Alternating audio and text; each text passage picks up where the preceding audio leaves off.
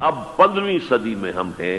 اب ایک بات میں کہہ رہا ہوں اور وہ میری ذاتی رائے ہے، گمان، اندازہ، اس میں مجھ سے اختلاف کرنے کا ہر ایک کو حق ہے۔ میرے نزدیک 15ویں صدی ہجری اب مجدد کامل الامام المہدی سلسلہ تجدید خلافت کی آخری کڑی کے ظہور کا وقت ہے۔ اس میں مجھے ایک تو قرآن مجید سے اشارہ ملا ہے، اشارہ ہے، میں اسے تفسیر نہیں کہتا۔ میرے نزدیک قرآن مجید میں چند آیتیں سورہ مدثر کی اور چند آیتیں سورہ انشقاق کی بڑی عجیب ہے۔ سورہ مدثر کی آیات میں حضور کی آمد کا نقشہ کھینچا گیا ہے، کلا والقمر واللیل اذ ادبر والصبح اذا اسفر انہا لإحدی الکبر نذیرا للبشر لمن شاء منکم ان یتقدم او یتأخر۔ نہیں، قسم ہے چاند کی، کلا والقمر واللیل اذ ادبر، اور رات کی جبکہ وہ پیٹھ موڑ لے جانے لگے اور صبح کی جبکہ وہ روشن ہو جائے۔ حضور سے پہلے 600 برس ایسے گزرے ہیں دنیا میں کہ نبوت کا سورج نہیں تھا، بس چاند جیسے مستعار روشنی چاند کی ہوتی ہے، تو سابقہ انبیاء کی مستعار روشنی تو کوئی دنیا میں تھی، دھندلی دھندلی جیسی چاند کی ہوتی ہے، لیکن وہ سورج نہیں تھا۔ لیکن اب وہ رات ختم ہو رہی ہے، واللیل اذ ادبر، جا رہی ہے محمد صلی اللہ علیہ وسلم کا سورج، یہ شمس نبوت و رسالت طلوع ہو گیا۔ والصبح اذا اسفر انہا لإحدی الکبر، بہت بڑی باتوں میں سے ایک بات ہے جو ہوئی ہے، وہ معمولی واقعہ نہیں ہے، احدی الکبر، یہ تاریخ انسانی کے عظیم ترین واقعات میں سے ہے بعثت محمدی، نذیرا للبشر، پوری نوع انسانی کے لیے نذیر بن کر آئے۔ یہ تو ہے حضور کا معاملہ، لیکن اب جو معاملہ ہونا ہے دوبارہ، اس لیے کہ خلافت علی منہاج النبوت دوبارہ اب قائم ہوگی انشاءاللہ۔ حضور کے بعد میں آپ کو بتا چکا ہوں، خلافت راشدہ ختم ہونے کے بعد سے زوال زوال زوال زوال زوال زوال زوال زوال زوال، تھوڑا سا 2.5 سال کا 2 سال کا وقفہ آیا ہے حضرت عمر بن عبدالعزیز کا، ورنہ زوال زوال زوال زوال زوال۔ اگرچہ اس زوال کو 1000 سال لگے ہیں، یہ عمارت جو محمد نے بنائی تھی ایک دن میں نہیں گر گئی صلی اللہ علیہ وسلم، کھنڈر بتا رہے ہیں عمارت عظیم تھی، 1000 سال کے بعد پھر یورپ کے سیلاب نے آ کر اس کو گرایا ہے اور ختم کیا ہے، ورنہ 1000 سال تک سطوت و شوکت کے ساتھ امت مسلمہ تو موجود رہی ہے، چاہے اسلام جو ہے وہ حکومت کی سطح پر موجود نہیں تھا۔ بہرحال اب جو اس کا دور آیا ہے دوبارہ خلافت علی منہاج النبوہ کا دور، اس کا نقشہ سورہ انشقاق میں کھینچا گیا ہے۔ فلا اقسم بالشفق، اب دیکھیے سورج غروب ہو گیا، حضور کی بعثت کے وقت وہ سورج رسالت طلوع ہوا تھا، اب وہ سورج غروب ہو چکا ہے۔ سورج کے غروب ہونے کے بعد صرف روشنی رہ جاتی ہے شفق کی، سرخ سی، بس وہی باقی رہ گئی، اور باقی کیا رہ گیا؟ بدا الاسلام غریبا ویسعود کما بدا فطوبی للغرباء، فلا اقسم بالشفق واللیل وما وسق، رات کی سی تاریکی ہے اور جو کچھ اس نے اپنے اندر جمع کر لیا ہے، والقمر اذا اتسق، اور قسم ہے چاند کی جب کہ وہ بھر جائے، پورا بھرتا ہے کتنے دنوں میں؟ 14 دن میں۔ اور 14 صدیوں کے بعد اب پہلی صدی کا جس نے کہ تجدید کامل کی عمر بن عبدالعزیز، 14 صدیوں کے بعد اب 15ویں صدی میں الامام المہدی کے ظہور کا وقت قریب ہے۔ اب جو کچھ مجھے حضرت امام المہدی کے بارے میں کہنا ہے، دوبارہ اپنی بات دہرا رہا ہوں، یہ میرا ذاتی گمان ہے، اختلاف کیا جا سکتا ہے۔ میرا گمان یہ ہے کہ یہ اب جو مجدد آئیں گے وہ حضرت مہدی ہوں گے۔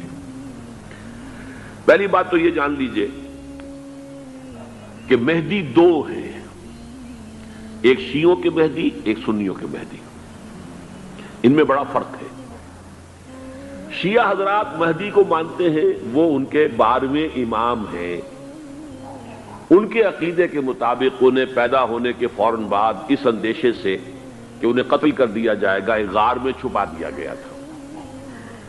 تقریباً 1200 برس سے وہ اس غار کے اندر ہیں، وہ روپوش ہیں، چھپے ہوئے ہیں، اسی لیے انہیں امام غائب کہا جاتا ہے، اور اب ان کا انتظار ہو رہا ہے، اس لیے انہیں امام منتظر بھی کہا جاتا ہے۔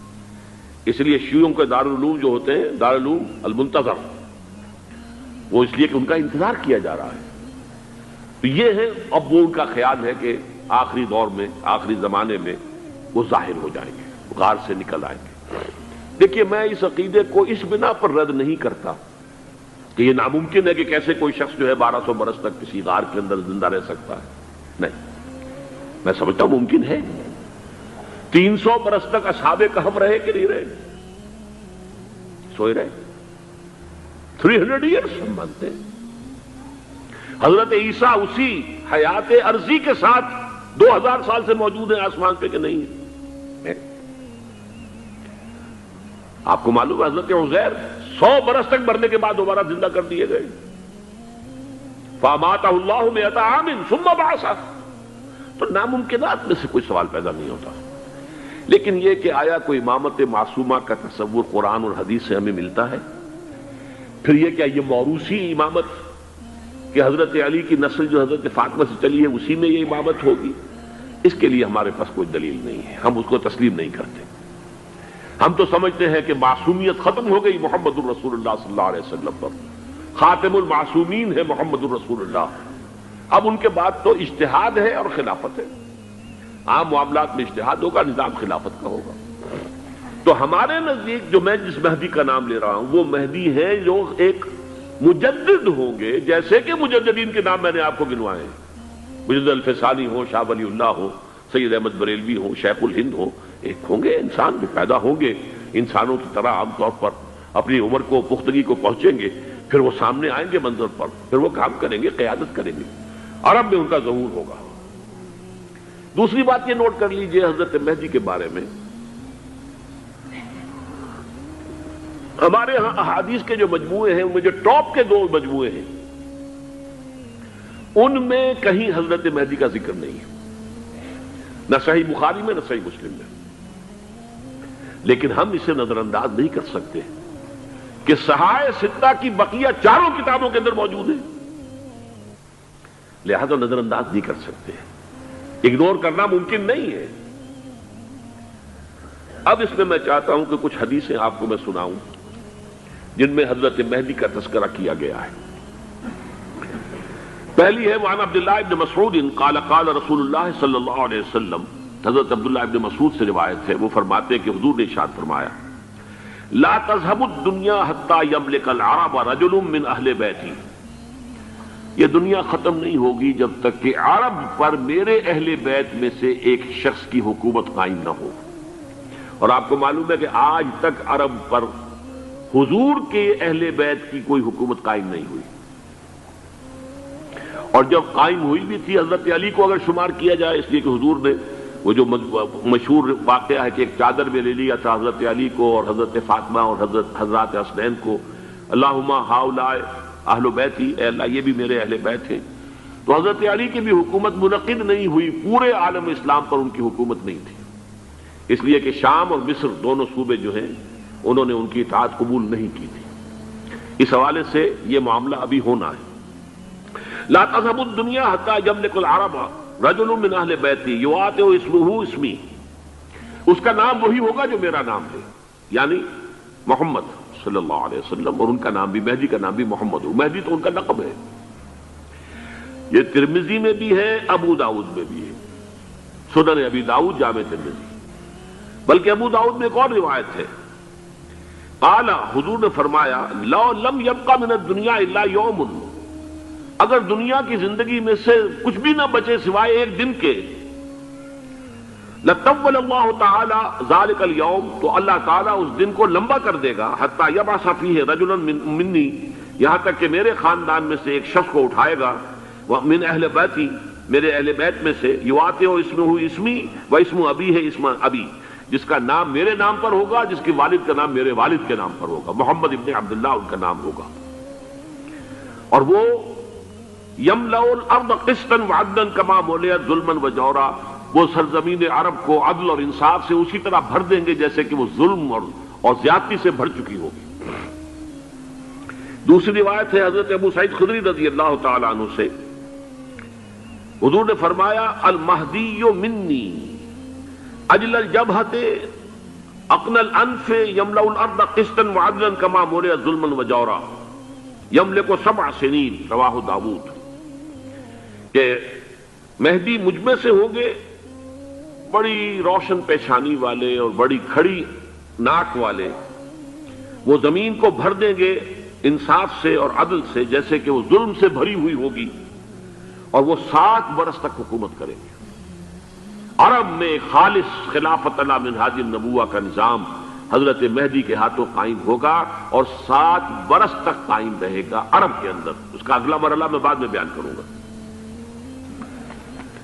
تیسری روایت، اور اس کو میں اس لیے خاص طور پہ سنا رہا ہوں کہ اس میں وہی الفاظ آئے ہیں جو میں نے ابتدا میں حدیث آپ کو سنائی تھی، اس کے الفاظ ہیں۔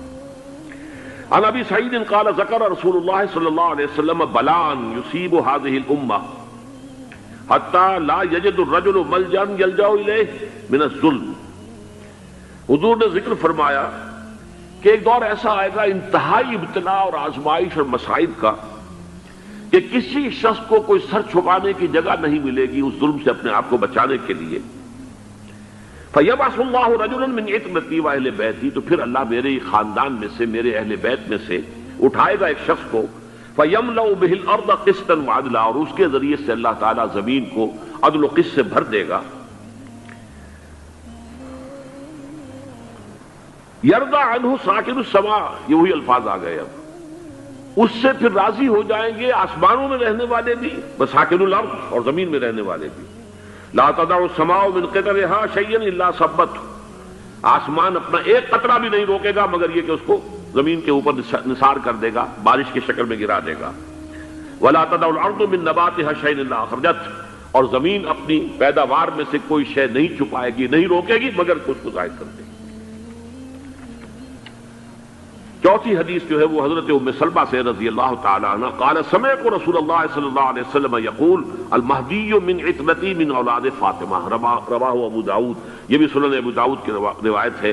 حضور نے فرمایا مہدی میرے خاندان سے، میرے اہل بیت سے ہوں گے، یعنی اولاد فاطمہ میں سے، اور تفسیر اس کی آتی ہے کہ حضرت حسن کی اولاد میں سے ہوں گے۔ پانچویں حدیث میں آپ کو سنا رہا ہوں، اور اس میں ایک عجیب مشابہت آپ کے سامنے آئے گی حضرت عمر بن عبدالعزیز کے ساتھ، یہ اول اور آخری کڑی کے درمیان مشابہت۔ عن علی رضی اللہ تعالی عنہ، یہ حدیث جو ہے مسند احمد ابن حنبل میں بھی ہے اور سنن ابن ماجہ میں بھی ہے۔ قال قال رسول اللہ صلی اللہ علیہ وسلم المہدی منا اہل البیت یصلحہ اللہ فی لیلۃ، مہدی ہم میں سے ہوں گے، ہمارے اہل بیت میں سے، اور اللہ ایک ہی رات میں ان کی اصلاح کر دے گا۔ یعنی وہ پہلے سے کوئی زیادہ روحانی یا دینی کوئی اس سے طرح کی شخصیت نہیں ہوں گے، لیکن ایک ہی رات میں اللہ تعالیٰ ان کی سیرت و کردار کے اندر انقلاب عظیم برپا کر دے گا۔ جیسے کہ میں نے عرض کیا تھا آپ سے کہ عمر بن عبدالعزیز کی زندگی میں انقلاب عظیم آیا ہے، خلافت کا بوجھ پڑتے ہی کہاں وہ خوش باش اور خوش لباس اور خوش خوراک، وہ شہزادہ ٹھاٹ باٹ والا، جاگیر والا، گورنر کا بیٹا اور خود گورنر، اور کہاں یہ کہ اس کی وہ درویشی جو میرے نزدیک واللہ عالم، ڈرتے ڈرتے کہہ رہا ہوں، میرے نزدیک وہ حضرت ابو بکر، حضرت عمر اور حضرت علی کی درویشی کو بھی مات دے گئی۔ لیکن کنٹراسٹ بہت شدید ہے، وہاں جو بھی کچھ تھا وہ تدریجاً آیا تھا، ہوتے ہوتے ہوتے ایک انتہا، اور یہاں سڈن آیا۔ چھٹی حدیث، عن انس سمعت رسول اللہ صلی اللہ علیہ وسلم یقول نحن ولد عبد المطلب سعادت اہل الجنہ، ہم عبد المطلب کی جو اولاد ہیں اور نسل ہیں، ہم جنت کے سردار ہیں۔ اور پھر آپ نے نام گنوائے ہیں، انا وحمزۃ وعلی وجعفر والحسن والحسین والمہدی، میں خود اور حضرت حمزہ بنو عبد المطلب میں سے، عبد المطلب کے بیٹے، اور علی اور جعفر حضرت علی کے بھائی جعفر طیار، اور حسن اور حسین حضرت فاطمہ کے لخت جگر حضرت علی کے بیٹے، والمہدی، اور آخر میں جا کر پھر مہدی۔ اب میں آپ کو ایک حدیث سنانے چلا ہوں جس میں ایک عجیب نقشہ سامنے آتا ہے کہ یہ مہدی جب ظاہر ہوں گے تو کس طور سے ظاہر ہوں گے، ان کے ظہور کی کیفیت کیا ہوگی، کیف یظہر۔ یہ روایت ہے حضرت ام سلمہ سے رضی اللہ تعالی عنہا، حضور کی زوجہ محترمہ ہے، فرماتی ہیں ام سلمہ عن النبی صلی اللہ علیہ وسلم قال یکون اختلاف عند موت خلیفۃ، موت خلیفۃ، حضور نے فرمایا ایک خلیفہ کی موت پر اختلاف واقع ہو جائے گا، خانہ جنگی ہو جائے گی۔ فَيَخْرُجُ رَجُلٌ مِّنْ أَهْلِ الْمَدِينَةِ هَارِبًا إِلَىٰ مَكَّةَ، پھر مدینے کے لوگوں میں سے ایک شخص نکلے گا، بھاگے گا اور جا کر پناہ لے گا اور چھپ جائے گا مکے میں۔ فَيَأْتِيهِ نَاسٌ مِّنْ أَهْلِ مَكَّةِ، پھر اس کے پاس آئیں گے اہل مکہ، مکہ کے لوگ، فَيُخْرِجُونَهُ، اور اسے نکالیں گے، جہاں وہ چھپے ہوئے ہوں گے وہاں سے نکالیں گے۔ وَهُوَ كَارِهٌ، اور وہ بالکل اس کو پسند نہیں کر رہے ہوں گے، نہ وہ خواہش مند ہوں گے کہ ان کے ہاتھ پر بیعت کی جائے، نہ وہ یہ چاہیں گے کہ وہ میدان میں آئے اور ان کو جو ہے اپنا لیڈر مانا جائے۔ وَهُوَ كَارِهٌ فَيُبَايِعُونَهُ بَيْنَ الرُّكْنِ وَالْمَقَامِ، لیکن لوگ جو ہے پھر اصرار کے ساتھ ان کے ہاتھ پر بیعت کریں گے رکن اور مقام کے درمیان۔ رکن وہ کونا ہے خانہ کعبہ کا جس میں حجر اسود لگا ہوا ہے، اور مقام ابراہیم جو ہے، ان دونوں کے مابین جو یہ علاقہ ہے یہاں پر وہ بیعت ہوگی۔ وَيُبْعَثُ إِلَيْهِ بَعْثٌ مِّنَ الشَّامِ، ان کے خلاف ایک لشکر بھیجا جائے گا شام سے۔ نہیں کہا جا سکتا کہ باسی حکومت اس وقت کی جو ہے اس کی طرف سے کوئی مسئلہ اس طرح کا اٹھ کھڑا ہو، اس لیے کہ ابھی تو بہرحال باسی حکومت وہاں ہے۔ فَيُخْسَفُ بِهِمْ بِالْبَيْضَاءِ بَيْنَ مَكَّةَ وَالْمَدِينَةِ، لیکن اللہ تعالیٰ اس لشکر کو مکے اور مدینے کے درمیان وادی بیضاء میں دھسا دے گا، زمین کے اندر پورے کے پورے لشکر کو۔ فَإِذَا رَأَى النَّاسُ ذَلِكَ، جب لوگ یہ دیکھیں گے اتنی بڑی نشانی ظاہر ہو گئی، أَتَاهُ أَبْدَالُ الشَّامِ وَعَصَائِبٌ من العراق فَيُبَايِعُونَهُ، اب شام سے سارے کے سارے جو اولیاء اللہ ہیں وہ بھی آئیں گے، اور عراق سے جوق در جوق لوگ آئیں گے اور ان سے بیعت کریں گے۔ وَيَعْمَلُ فِي النَّاسِ بِسُنَّةِ نَبِيِّهِمْ، پھر وہ عمل کریں گے لوگوں کے مابین، حکومت کریں گے اپنے نبی کی سنت کے مطابق۔ وَيُلْقِي الْإِسْلَامُ بِجَرَانِهِ، اور اسلام اپنی گردن زمین پر ٹکا دے گا۔ وَالْأَرْضَ فِي الْأَرْضِ، زمین میں۔ فَيَلْبَسُ 7 سنین، پھر وہ 70 برس تک حکمران رہیں گے، 7 برس تک حکمران رہیں گے۔ ثم یتوفا، پھر ان کا انتقال ہوگا۔ ویصلی علیہ المسلمون، اور مسلمان ان پر نماز پڑھیں گے۔ یہ جو میں نے آپ کے سامنے نقشہ کھینچا ہے، اس سے اب میں ایک نتیجہ نکالتا ہوں، اسے بھی میرا گمان کہیے، اختلاف بھی کر سکتے ہیں آپ، اگر اس کو وزنی سمجھے تو قبول بھی کر سکتے ہیں۔ وہ یہ ہے کہ میرے نزدیک شاہ فہد کے انتقال پر لا محالہ یہ صورتحال پیدا ہو جائے۔ ولی عہد وہاں ہے عبداللہ بن عبدالعزیز، امریکہ کو وہ پسند نہیں کرتے اور امریکہ انہیں پسند نہیں کرتا، یہ بالکل تش تش بام ہے۔ امریکہ نے لازماً جس طریقے سے اپنے پنجے گاڑے ہیں سعودی عرب کے اندر، اپنا فوجی اڈا بنایا ہے، تو آسانی کے ساتھ وہاں سے اپنے پنجے ہٹانے کے لیے تیار نہیں۔ ایک حدیث میں آتا ہے قرن الشیطان، نجد سے شیطان کا سینگ برآمد ہوگا، وہ شیطان کا سینگ ہے، جو میزائل وہاں پر لگے ہوئے ہوں گے اس وقت، در حقیقت وہ سارے کے سارے جو ہیں وہ شیطان کے سینگ ہیں۔ بہرحال کوشش وہ کرے گا کہ جیسے کہ اس نے جارڈن میں کیا، کتنے عرصے سے وہاں شاہ حسین کا چھوٹا بھائی حسن جو ہے وہ ولی عہد تھا، عین وقت کے اوپر آ کر، اور پتہ نہیں کیسی کیسی دوائیاں دے کر اسے لے کر آئے ہیں شاہ حسین کو، مرتے ہوئے کو تھوڑی دیر زندہ رکھنے کے لیے، اور وہ تبدیلی کروا کر جو ہے واپس لے گئے ہیں۔ تو یہ معاملہ ہوا ہے، تبدیلی کروا دی، وہاں تو ہو گئی آرام سے، کوئی بات نہیں۔ بحرین میں بھی غالباً ایسا ہی معاملہ ہوا ہے، واللہ عالم، مجھے یاد پڑتا ہے کہ وہ چاہتے ہیں کہ ہمارا پسند کا آدمی آئے۔ اگر سعودی عرب میں یہ کام کیا گیا تو اس کا لازمی نتیجہ خانہ جنگی ہوگا، اس لیے کہ وہاں کی روایت کی بڑی سخت ہے، بڑی پختہ ہے۔ پھر یہ کہ وہاں جو ہے امیر عبداللہ جو ہے، جو وہاں پر اگرچہ سپہ سالار وہ نہیں ہے، کمانڈر ان چیف وہ نہیں ہے، کمانڈر ان چیف تو کوئی اور ہے، لیکن الحرس الوطنی جو ہے، نیشنل گارڈز، بہت بڑی فورس ہے وہ۔ اصل بیڈوین فورس جو ہے صحرا کے لوگوں کی، عرب فورس، وہ در حقیقت الحرس الوطنی ہے، نیشنل گارڈ ہے، اور اس کا کمانڈر ان چیف یہ ہے امیر عبداللہ۔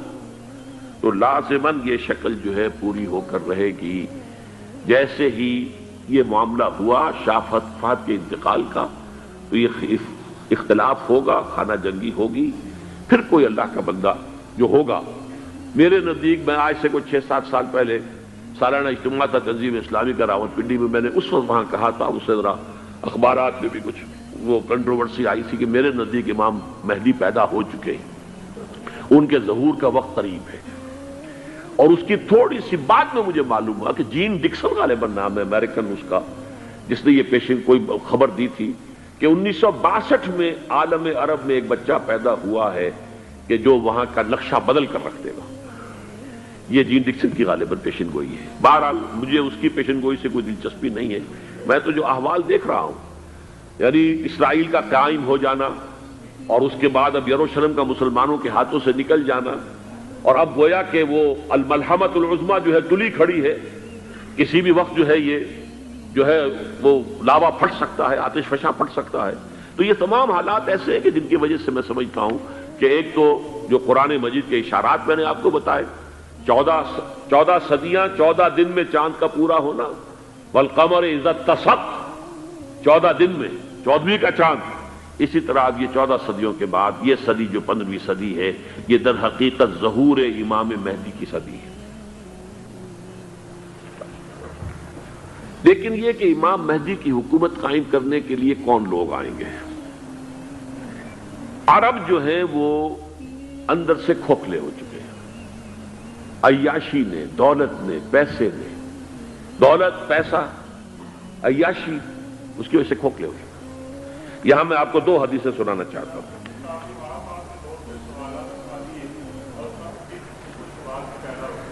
بہت سے ہو گئے، آپ اطمینان سے تشریف رکھیے۔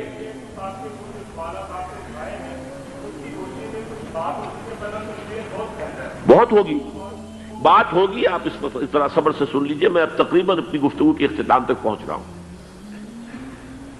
سنن ابن ماجہ کی روایت ہے حضرت ابو ہریرہ سے رضی اللہ تعالی عنہ، قال قال رسول اللہ صلی اللہ علیہ وسلم اذا وقعت الملاحم بعث اللہ بعثا من الموالی هم اکرم العرب فرسا واجودہ سلاحا یوید اللہ بہم الدین، رواہ ابن ماجہ عن ابی ہریرہ رضی اللہ تعالی عنہ۔ جب ملاحم کا دور شروع ہوگا تو اللہ تعالیٰ اٹھائے گا ایک لشکر یا لشکروں پر لشکر موالی میں سے۔ موالی کون ہے؟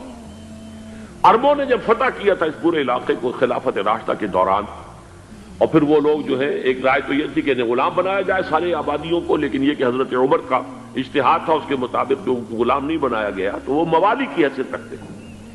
عربوں میں دم نہیں ہے، موالی میں سے لشکر اٹھیں گے کہ جو در حقیقت حضرت مہدی کی حکومت کو قائم کریں گے۔ دوسری حدیث سنیے، عن عبداللہ بن الحارث رضی اللہ تعالی عنہ، اور یہ ابن ماجہ کی روایت ہے، قال قال رسول اللہ صلی اللہ علیہ وسلم یخرج ناس من المشرق فیوطئون للمہدی یعنی سلطانی، لشکر نکلیں گے، لوگ آئیں گے مشرق سے، اور وہ حضرت مہدی کی حکومت کو جمائیں گے اور قائم کریں گے۔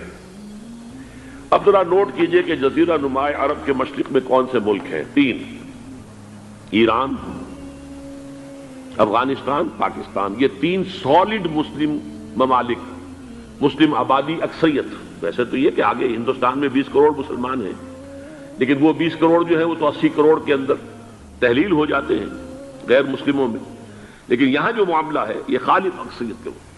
ان میں سے ایران کا معاملہ جہاں تک ہے، نمبر 1 یہ کہ وہ شیعہ عقائد کے حصار میں بند ہے، اس سے ادھر ادھر ہونا اس کے لیے ممکن نہیں۔ حدیث میں یہ بھی آتا کہ اصفہان سے 70,000 یہودی دجال کا ساتھ دیں گے۔ لیکن بہرحال خراسان ایک صوبہ ہے افغانستان کا اس وقت بھی، شمال مشرقی کونے میں، مجھے امید ہے وہاں سے خیر کی، کیونکہ خراسان کا لفظ وہاں پہ شامل ہے، اور حضور کی حدیث میں بعد میں آپ کو سناؤں گا کہ خراسان سے فوجیں چلیں گی جو یروشلم کو دوبارہ حاصل کریں گی، فتح کریں گی۔ جیسے پہلے یروشلم کھویا عربوں نے تھا، دوبارہ حاصل کیا تھا کرد نے، کرد خون صلاح الدین ایوبی رحمۃ اللہ علیہ.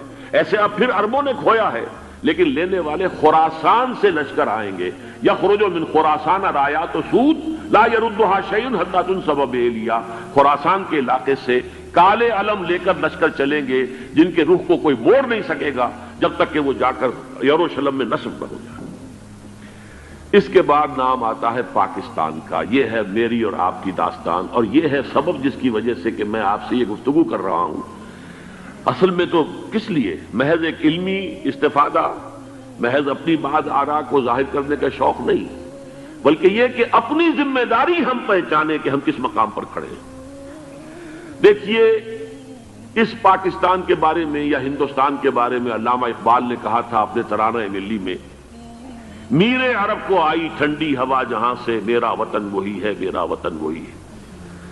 اور مجھے بتایا گیا کہ سنن ابی داؤد میں یہ روایت موجود ہے کہ حضور نے فرمایا کہ ہندوستان کی طرف سے مجھے ٹھنڈی ہوا آتی، اگرچہ مجھے وہ حدیث ابھی نہیں ملی ہے، لیکن حزب التحریر کا ایک کارڈ مجھے ملا تھا، تو اس میں اس حدیث کا اور اس میں ابو داؤد کا روایت کا حوالہ موجود تھا.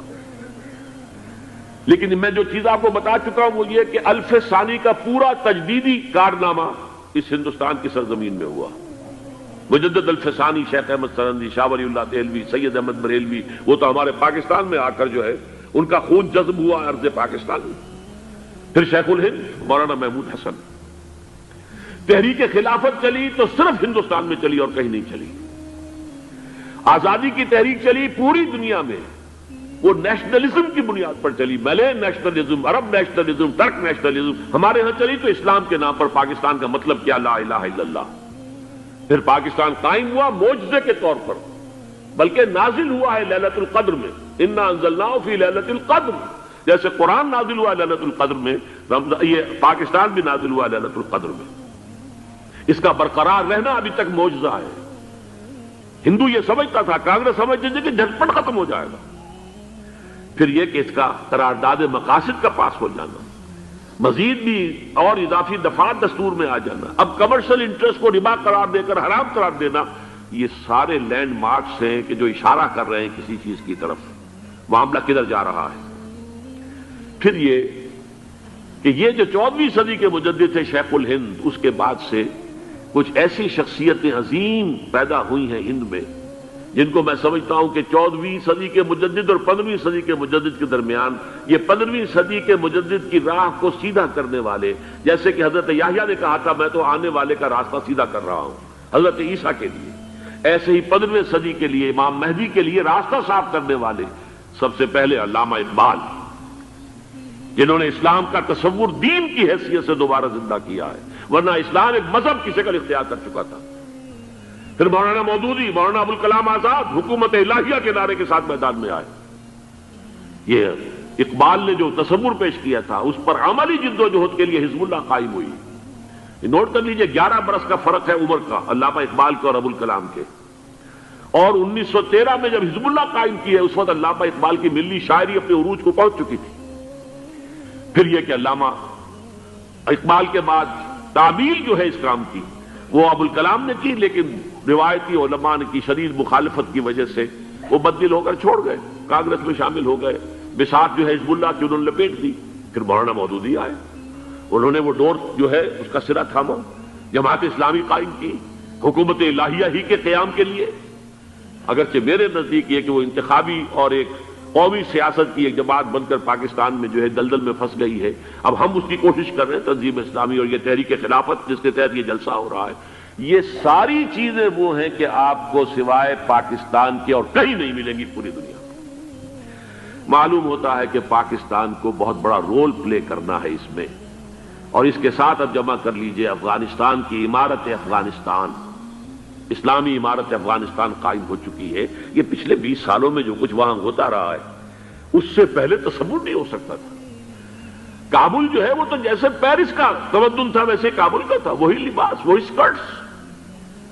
یہاں جب آئے تھے شاہ ظاہر شاہ سرکاری دورے پر تو ان کی جو ملکہ صاحبہ تھی ان کے ساتھ وہ سکرٹ میں ملبوس تھی. کابل جو ہے وہ بالکل ایک پیرس کی طرح کا شہر تھا. آج کابل جو ہے جا کر دیکھیے، علامہ اقبال کے فرزند بھی دیکھ کر آئے ہیں تو اگرچہ وہ خود میں سمجھتا ہوں کہ خاصے انہیں آپ لبرل کہیں، آزاد خیال کہیں، لیکن اس درجے متاثر ہو کر آئے تھے کہ انہوں نے یہ کہا افغانستان میں جو میں نے حالات دیکھے ہیں کہ اگر 2-4 اور مسلمان ملکوں کے اندر یہ نظام قائم ہو جائے تو پوری دنیا مسلمان ہو جائے گی۔ یہ سب کچھ کیسے ہو رہا ہے؟ یہ آنے والے دور کی جھلکیاں ہیں۔ Coming events are casting their shadows before. یہ سب بتا رہے ہیں کہ پاکستان افغانستان کو مل کر اس میں کوئی عظیم رول پلے کرنا ہے۔ اور اس کے ضمن میں اب میں علامہ اقبال کے بارے میں آخری بات کہہ رہا ہوں۔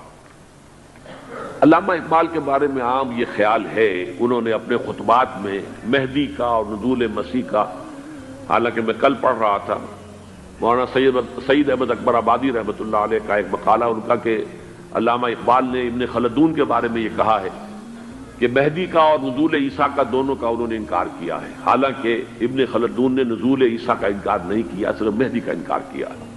بہرحال علامہ اقبال نے خطبات میں انکار کیا ہے، لیکن یہ کہ اپنی شاعری کے اندر میں چیلنج کرتا ہوں کسی بڑے سے بڑے اقبال شناس کو، ان کا یہ شعر ذرا سنیے: خضر وقت از خلوت دشت حجاز آید بروں، کارواں زی وادی دور و دراز آید بروں۔ خضر وقت، امام وقت، رہنمائے وقت، قائد وقت، خلوت دشت حجاز، حجاز کی صحرا کی کسی خلوت گزینی سے نکل کر باہر آئیں گے۔ میں حیران ہوتا ہوں علامہ کے اس فکر پر اور اس مصرے پر۔ یہاں انہوں نے شیعہ اور سنی دونوں کے کانسیپٹ جمع کر دیے۔ شیعہ کا کانسیپٹ یہی چھپے ہوئے کسی غار میں وہاں سے برآمد ہوں گے، اور ہمارا کانسیپٹ میں ام سلمہ رضی اللہ تعالیٰ عنہ کی حدیث سنا چکا، چھپے ہوئے ہوں گے وہ وہاں پر، مدینے سے نکل کر آ کر مکے میں چھپ جائیں گے۔ اس خانہ جنگی کی حالت میں لوگ ان کی طرف دیکھ رہے ہوں گے، سوچتے ہوں گے انہیں میدان میں آنا چاہیے، کوئی پارٹ پلے کرنا چاہیے، امت کی رہنمائی کرنی چاہیے، لیکن وہ چھپیں گے، وہ کارے ہوں گے، وہ اس ذمہ داری کو قبول نہیں کرنا چاہیں گے، جا کے چھپ جائیں گے مکے میں، وہاں سے مکے والے انہیں نکالیں گے، اور وہ کارے ہوں گے، انہیں بالکل یہ پسند نہیں ہوگا کہ یہ ذمہ داری اٹھائیں۔ تو خضر وقت از خلوت دشت حجاز آید بروں، کارواں زی وادی دور و دراز آید بروں۔ کارواں جو چلے گا ان کی مدد کے لیے اس وادی دور و دراز، اس عظیم وادی دور و دراز، یہ وادی سندھ ہے۔ وادی سندھ جو ہے ہم سمجھتے ہیں کہ صرف یہ پاکستان اور پنجاب جو ہے یہ اس میں شامل ہے، سندھ اور پنجاب نہیں، افغانستان کا پورا مشرقی علاقہ اس میں شامل ہے۔ جیسے دریائے جہلم سندھ میں جا رہا ہے، جیسے دریائے گلگت سندھ میں آ کر ملتا ہے، جیسے دریائے چناب اور راوی اور جہلم اور یہ سب جا رہے ہیں اور آ رہے ہیں، اسی طرح دریائے کابل کہاں سے آ رہا ہے، دریائے گومل کہاں سے آ رہا ہے، ٹوچی کہاں سے آ رہا ہے، یہ سارا جو ہے ڈرین جو ہو رہا ہے، ایسٹرن جو ہے پارٹ آف افغانستان، یہ سب وادی ہے۔ اس وادی کے یہ دو حصے ہیں، ایک حصہ جو ہے یہ ادھر پاکستان میں ہے، اور اسی وادی کا دوسرا حصہ جو ہے وہ افغانستان میں ہے۔ کارواں زی وادی دور و دراز آیت بروں، کارواں چلے گا یہاں سے، یخرج ناس من المشرق یؤتون للمہدی، یعنی سلطان ہی مشرق سے فوجیں چلیں گی کہ جو مہدی کی حکومت قائم کریں گی، اور یخرج من خراسان رایات و سود، اور خراسان سے سیاہ پرچم چلیں گے کہ جن کا رخ کوئی موڑ نہیں سکے گا، حتیٰ تنصب بیلیا، یہاں تک کہ وہ جا کر یروشلم کے اندر نصب ہو جائیں گے۔ حضرات، میں ایک میری گفتگو کا حصہ باقی تھا لیکن میں اسے چھوڑ رہا ہوں، اس لیے کہ گلوبلائزیشن جو اس کی ہوگی، جو خلافت علی منہاج النبوہ کی تجرید کامل حضرت مہدی کے ہاتھوں عرب میں ہوگی، اس سے پہلے اس کے لیے محنت، کوشش، جد و جہد پاکستان اور افغانستان میں ہو چکی ہوگی جو اسے سپورٹ کرے گی اور وہاں جا کر حکومت قائم کرے گی۔